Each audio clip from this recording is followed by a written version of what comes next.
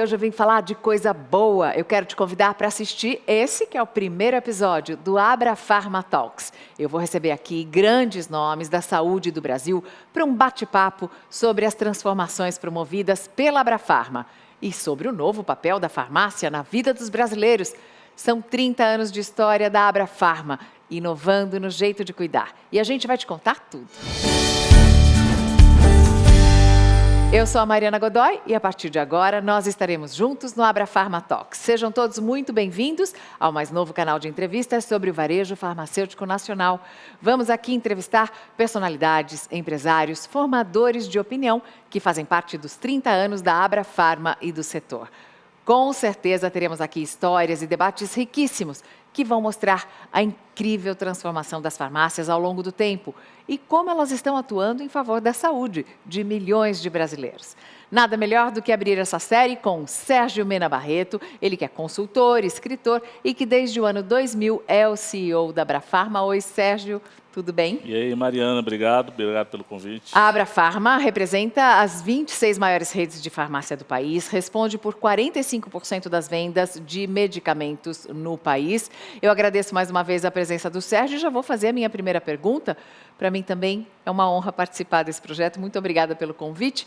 Para começar, como é que você resume essa evolução do varejo e das próprias redes associadas à Abrafarma ao longo desses últimos 30 anos? Mudou tudo, né? Mudou muito, Completamente. né? Eu estava lembrando o último número que eu tinha, ou o mais antigo número que eu tinha da Abrafarma, em 1995.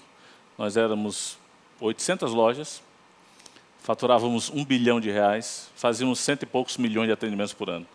Hoje temos 10 vezes mais lojas, 8.500 lojas, fatura 56 bilhões de reais, olha a mudança de 1 para 56, e quase 890 milhões de atendimentos. Então, esse varejo hoje que a gente tem no Brasil é uma coisa impressionante, não fica nada a dever ao que a gente tem fora do país, né? E é muito prazeroso a gente estar fazendo esse tipo de varejo que a gente faz hoje, sabe? Então você fala que houve mudanças, mas também já diz que foram mudanças para melhor.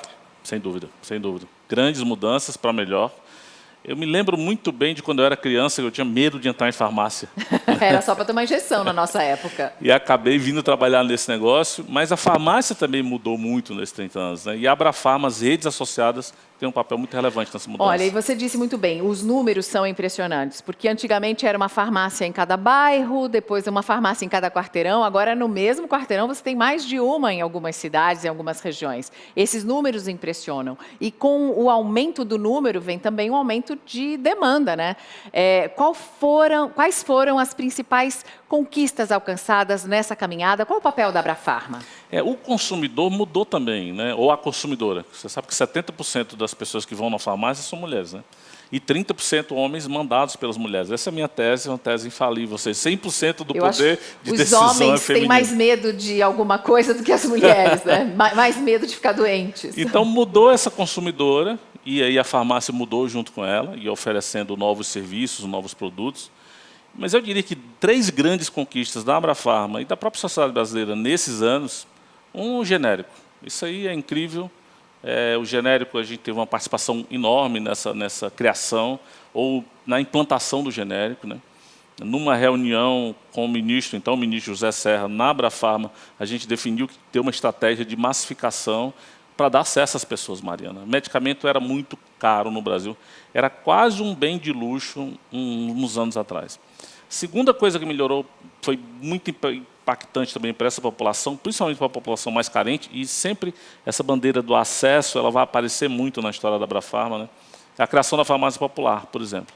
Ou do Aqui Tem Farmácia Popular, que é a farmácia popular no setor privado, aquela que a gente atende. Foi criada na minha sala, na Alameda Santos, em São Paulo. Na época eu era conselheiro no Conselho Nacional de Saúde, e toda a vida falava com Humberto Costa, que era o ministro, olha, tem que fazer no privado, porque isso só vai decolar quando for no privado. Hoje já temos 30 mil farmácias, atendemos 20 milhões de pessoas por ano.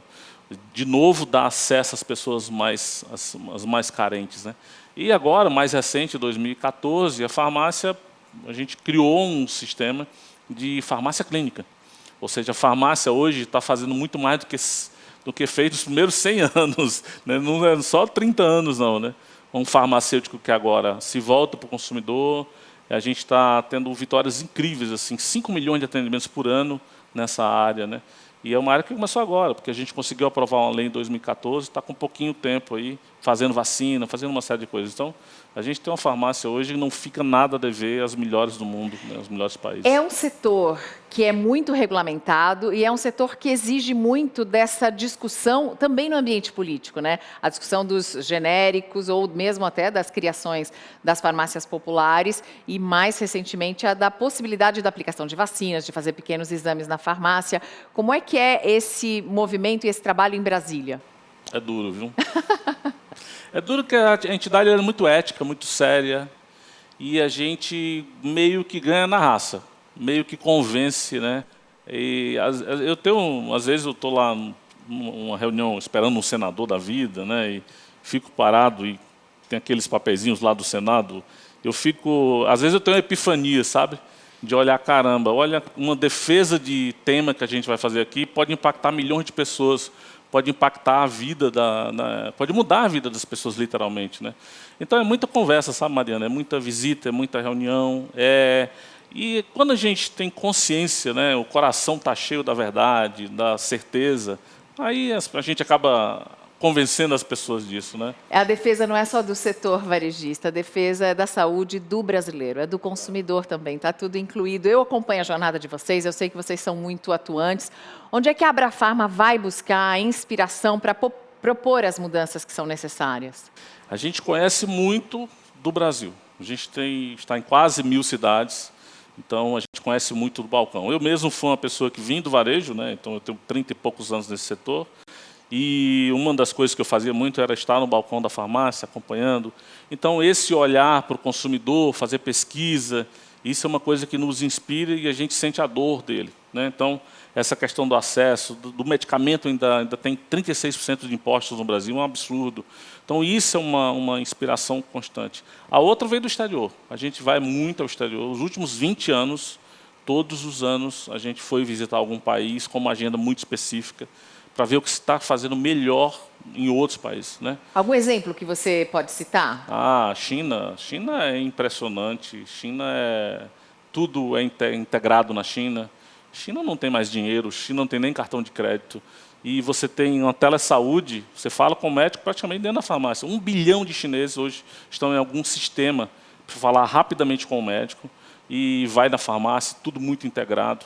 Israel também é muito impressionante. Israel é conhecido como Startup Nation, né? Então, um país que tem muita inovação, que agrega valor ao negócio. Então, são exemplos incríveis, assim. E a gente se inspira muito para trazer essas novidades para o Brasil. Fomos para Israel, aí em seguida uma empresa fechou uma tecnologia israelense e trouxe para cá. Fomos para a China, começamos a trabalhar com marketplaces, com hubs de saúde, ou seja, a gente vai e aplica. Então, e isso é uma fonte de inspiração realmente muito importante para a gente. A gente está no meio de uma pandemia, eu sei que vocês estão no meio do olho do furacão, o mercado farmacêutico sempre conviveu com alguns entraves, com barreiras regulatórias, embora a mobilização do setor e também o próprio cenário da pandemia tenham contribuído um pouco para atenuar esse quadro. O que é que se espera dos órgãos reguladores depois que a pandemia passar? Dizem que o peixe não sabe que está na água, né? Então, ele não sabe que depende da água, que vive na água. E, realmente, a pandemia trouxe uma coisa interessante. Ele mostrou para os peixes que somos nós como a gente vive num mar de burocracia. Como existe muita regra para atrapalhar o consumidor. A gente se acostumou com a receita que não pode ser renovada. A gente se acostumou com entrega a domicílio que é proibida. A gente se acostumou com tanta barreira. E a pandemia mostrou para a gente que, olha, tem que tirar essas barreiras. Então, a gente trabalhou muito duro com o governo, né, para tirar essas barreiras, ampliar prazo de receita. Para que uma pessoa da farmácia popular, por exemplo, tem que ir todo mês numa farmácia, Mariana? Por que ele não pode ir uma vez a cada 3 meses e já pegar medicamento para 90 dias? Então, são coisas que não faz sentido, entendeu? Então, nessa pandemia, a gente aprendeu que a gente tinha que tirar é um peixe, está dentro d'água, mas a gente tem que ir lá e reclamar. E eu acho que o grande legado disso, se é que tem um legado numa situação tão horrível como essa que a gente está vivendo, é justamente esse, de tentar pegar esses pequenos avanços que a gente conseguiu e levar como um legado desse Não deixar momento. retroceder, né? Não deixar retroceder. Né? Bom, vou continuar no tema da pandemia, né? Porque as farmácias já aplicaram mais de 6 milhões de testes rápidos da Covid-19. As farmácias estão apoiando prefeituras, estão apoiando algumas cidades nesse processo de vacinação, inclusive. Quero saber de você como é que você enxerga essa atuação do setor e o que é que pode ser feito para que essa contribuição venha a ser ainda maior. Já devemos ter batido, vamos passar rapidamente os 7 milhões de testes. Isso tem sido uma coisa assim, incrível ajuda para a população. Né? A população, é incrível ver, a gente tem um painel semanal e a curva vai se movimentando um pouco antes das notícias, digamos assim. Ou seja, a própria população percebe que está mais doente, começa a testar mais, é uma coisa impressionante. E olha, era uma coisa que a farmácia era proibida de fazer qualquer exame que não fosse glicemia. Isso é um legado da pandemia. Aí entra o trabalho da Abrafarma, né? Exatamente. O trabalho de convencimento, o trabalho de conversa em Brasília. Agora, uma coisa que a gente podia ajudar mais era na massificação da vacina. Sei que esse negócio da vacina é uma coisa horrível, não tem dose suficiente. Teve uma série de percalços no caminho, muitos erros, né, de programação, de planejamento do sistema público de colocar vacina na rua. Mas a gente já fez uma proposta para o governo que se as farmácias atuassem durante 2 meses e depois aplicando a segunda dose, daria para imunizar 26 milhões de pessoas. Então, a gente acredita que a fila tem que ser única. Agora, essa fila tem que andar mais rápido, né, Mariana? Tem que andar muito mais rápido. Então, se a gente conseguisse... E não só na época da Covid, as farmácias poderiam fazer parte do PNI como um local de vacinação. Sem dúvida. E sem custo, gente. A proposta que a gente fez para o governo, olha, nós queremos ajudar vocês, colocamos toda a nossa malha à disposição deles, toda a cadeia logística que a gente já tem, que a gente já abastece nossas próprias lojas, e estamos aí. Então, essa oferta foi renovada dias atrás. Espero que a farmácia possa ajudar, principalmente às vezes da Abrafarma, ajudar o Brasil nessa área também. Mais farmácias poderiam fazer ainda muito mais, não é? É uma barreira regulatória que impede esse avanço? Em que patamar estão essas discussões? O Brasil, ele é muito diferente. Nós temos muitos Brasis. É o país que cria as dificuldades para depois cobrar, para oferecer as facilidades. O teste mesmo, o teste rápido, né? É uma coisa que você tem que... A vigilância sanitária do município tem que aprovar a oferta na farmácia. A vigilância do município? Do município. Então, imagina não é a Anvisa, o órgão federal? Não é. Então, imagina, você tem uma regra federal, mas você depende de uma decisão local. Então, imagina que são 5.500 municípios pensando diferente. Por exemplo, vacina. Vacina, a gente não conseguiu avançar, além de 400 lojas atualmente, a vacina normal, não a de Covid, que a de Covid seria um programa massificado. Né? Vacina da gripe normal, por exemplo. Da gripe normal, por causa das barreiras que existem. Cada prefeitura tem que definir se autoriza ou não, qual é o formato. Então, esse formato que a gente tem muito local, e aí a gente tem várias realidades e vários interesses, né, antagônicos, impedem que a gente avance mais rápido. Infelizmente, o Brasil tem que mudar ainda muito e essas barreiras têm que cair todas. E o Brasil poderia ser, você disse, o Brasil tem vários Brasis, né? A gente não existe uma situação que seja homogênea. São situações completamente diferentes, né? Verdade. Demandas diferentes, né? Locais que a gente precisaria estar mais presente, é justamente aquela que a prefeitura não libera uma sala de serviços ali, porque há um interesse de uma clínica poderosa na cidade. Olha, acontece de tudo que você pode imaginar, infelizmente. Durante a pandemia, nós também tivemos vendas digitais disparando. Foi um boom, né? A partir da pandemia, como é que as farmácias estão caminhando em relação à tecnologia, em relação a essa transformação digital? Nós crescemos 130% na pandemia, no digital. E eu acho que esse é o tema número 1 da agenda de qualquer executivo hoje em dia. Outra coisa que não vai retroceder, né? Não vai retroceder. O cliente que se acostuma com um nível num patamar de sofisticação a um patamar de conveniência não quer voltar atrás, né? Então, a gente já vinha numa agenda de transformação. Eu andei dando muita entrevista e dizendo, olha, nós estamos antecipando, talvez em 5 anos, em 5 meses de pandemia, nós antecipamos 5 anos de agenda. E toda empresa hoje está passando por um nível de transformação. Tem gente mais adiantada, tem gente mais atrasada, mas hoje a gente tem click collect, tem utilização de vários canais com o mesmo nível de estoque, plataforma. O que é esse collect que você falou? Você pode comprar na loja, receber em casa, pode comprar em casa, retirar na loja, pode programar isso. Então, assim, existe hoje Eu gosto que tudo tem nome em inglês. É verdade. Pode ser compre e retire, Isso coisa aí. como essa, né? Então, mas essa cara de multicanalidade, que o cliente tem que ver a mesma coisa em todos os locais, o sistema ser o mesmo, o preço ser o mesmo, isso hoje em dia é mandatório. Se você não tiver uma empresa, você tem uma empresa de tijolos, mas se ela não está na internet, se ela não está no bolso do cliente, né, ela não existe. E agora também, como parte do novo normal, tem um outro tema que o consumidor está priorizando bastante, que é a sustentabilidade. Na hora de definir uma compra, muita gente, e cada vez mais gente, vem levando isso em conta. Quais são as ações do varejo Farma em relação à sustentabilidade? Olha, nós levamos 10 anos discutindo isso, porque a gente começou a fazer ações de sustentabilidade lá atrás, mas a indústria, tinha que ter um combinado com a indústria, com o atacado, a gente nunca conseguia acertar essa regra. Finalmente, houve um decreto ano passado, um acordo do setor, e a gente vai recolher, por exemplo, medicamentos vencidos no Brasil inteiro, a partir de outubro desse ano, tem um sistema escalonado. Mas só para você ter uma ideia, a nossa maior empresa, que é a RD, ela tem locais de coleta de medicamento vencido em 2.000 lojas já, e projeta para 2021 230 toneladas de recolhimento. Então, 230 toneladas de medicamento vencido, recolhido, Mariana, é melhor água, é melhor terra, é bicho, é mais saudável. Sabe? A gente não vai estar poluindo mais os rios, a gente vai estar poluindo menos a terra. Então, a gente já tem esse compromisso. Agora, o setor inteiro, farma, indústrias, atacados, também estão com esse compromisso, a gente fechou isso, tem um comitê trabalhando, então a gente também vai melhorar o Brasil nessa área.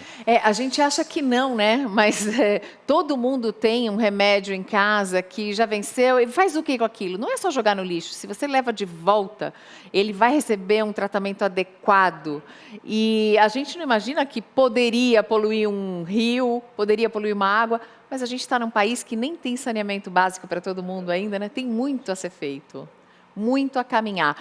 Para concluir, eu quero saber como é que você vê o varejo farmacêutico nos próximos 30 anos. Quando eu era criança, os Jetsons, que era uma família do futuro, era o meu desenho preferido. E eu gostaria de, obviamente, ver uma farmácia daqui a 30 anos com uma cara de Jetsons. Tá. Sem papel. Sem papel. Integrada totalmente com o sistema de saúde, com o seu celular.